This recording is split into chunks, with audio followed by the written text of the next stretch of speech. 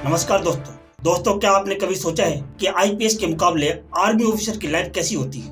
और आपको आईपीएस और आर्मी के बीच कोई एक प्रोफेशन चूज करना हो तो आप कौन सा प्रोफेशन चूज करेंगे? ये सवाल बहुत ही इंटरेस्टिंग है।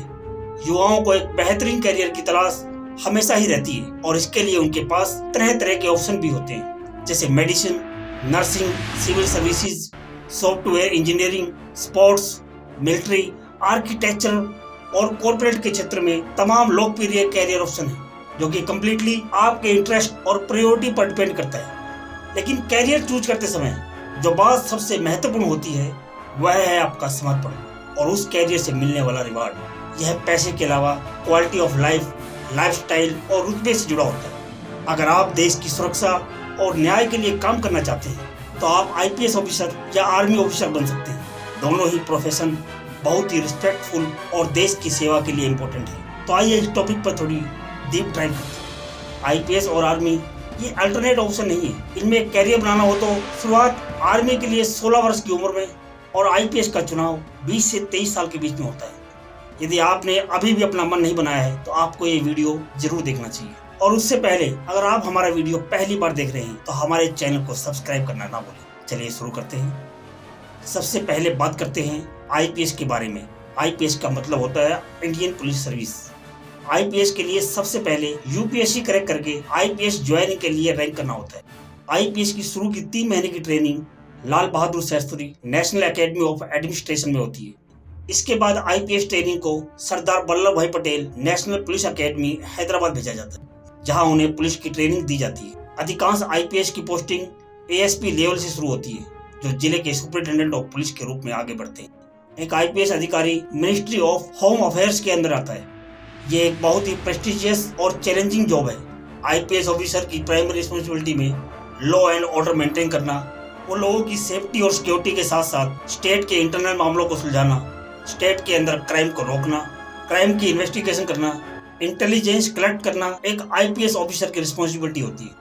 आईपीएस ऑफिसर की ट्रेनिंग बहुत ही टफ होती है। उन्हें फिजिकल फिटनेस के साथ साथ मेंटल टफनेस भी होना चाहिए, क्योंकि एक आईपीएस ऑफिसर को अपनी ड्यूटी के दौरान बहुत ज़्यादा टेंशन और प्रेशर हैंडल करना पड़ता है।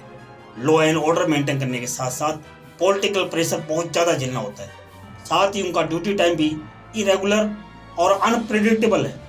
जब बात की जाती है आईपीएस ऑफिसर के पावर के बारे में, तो एक जिले के सुपरिटेंडेंट ऑफ पुलिस एक आईपीएस ऑफिसर होता है, जिसके अंदर पूरी जिला की पुलिस काम करती है। एक आईपीएस अपने स्टेट में बहुत ज़्यादा पावर पॉइंट हैंडल करता है। एक आईपीएस अधिकारी की डेपुटेशन एनएसजी, एसपीजी, रो, गृह मंत्रालय, सीआरपीएफ, बीएसएफ, सीआईएसएफ और एसएसबी में हो सकती है। फैसिलिटी में आईपीएस ऑफिसर को सिक्योरिटी गार्ड, गाड़ी, सरकारी बंगले के साथ साथ घरेलू सहायता दी जाती है। इसके साथ ही पावर और रेपुटेशन जो किसी अधिकारी को समाज में मिलता है, वो भी आईपीएस ऑफिसर को मिलता है। आईपीएस ऑफिसर को मेडिकल भत्ते और अन्य रिटायरमेंट लाभ भी मिलते हैं।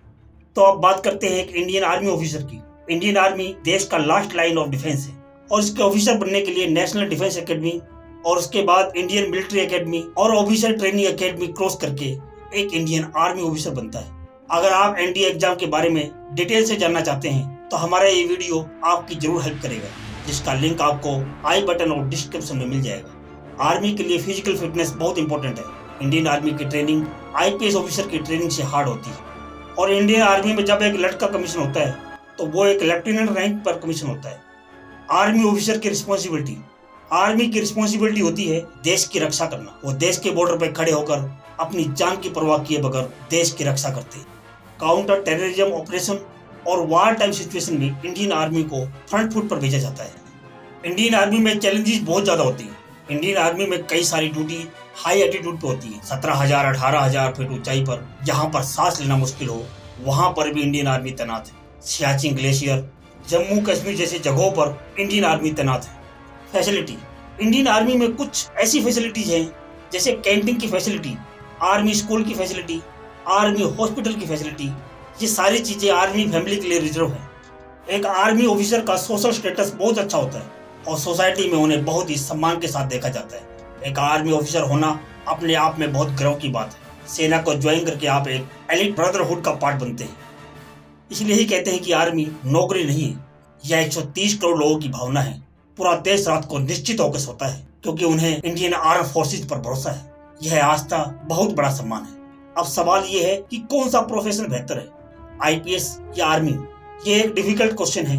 आईपीएस और आर्मी दोनों ही बहुत ही नोबल प्रोफेशन है। दोनों ही प्रोफेशन देश की सेवा के लिए इम्पोर्टेंट है। आपकी इंटरेस्ट और स्किल पर डिपेंड करता है कि आप किस प्रोफेशन में जाना चाहते हैं। अगर आपको लॉ एंड ऑर्डर मेंटेन करना और लोगों की सेफ्टी और सिक्योरिटी के लिए काम करना पसंद है तो आईपीएस आपके लिए बेहतर हो सकता है। अगर आपको देश की रक्षा करना और अपनी जान की परवाह किए बगैर देश के लिए काम करना पसंद है तो आर्मी आपके लिए बेहतर हो सकता है। इन दोनों ही प्रोफेशन के लिए फिजिकल फिटनेस और मेंटल टफनेस बहुत ही इंपॉर्टेंट है। आपको किसी भी प्रोफेशन में काम करने से पहले अपने स्किल और इंटरेस्ट के बारे में सोच लेना चाहिए।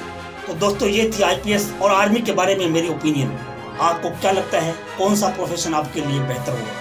अपनी ओपिनियन कमेंट सेक्शन में शेयर करना मत भूलिए। हमारा वीडियो आपको पसंद आया है तो वीडियो को लाइक, शेयर और सब्सक्राइब करके बेल आइकन जरूर दबा दें। मिलते हैं नेक्स्ट वीडियो में। जय हिंद, वंदे मातरम।